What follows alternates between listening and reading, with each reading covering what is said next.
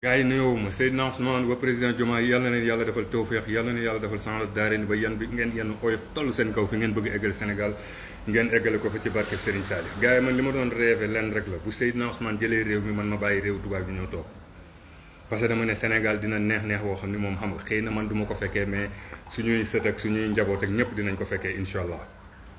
mais maa waxoon génn naa ci ba set ci wecc parce que man lii ma gis ci Sénégal man xaw ma ko woon ci Sénégal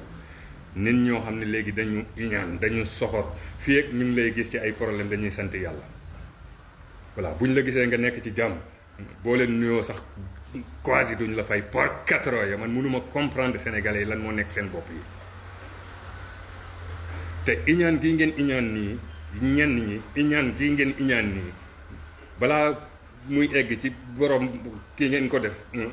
yéen lay njëkk a rey parce que yéen a ngi xeex ak kan borom mbaar mi ngeen a xeexal parce que nit ki ni mu mel teefu ko bopp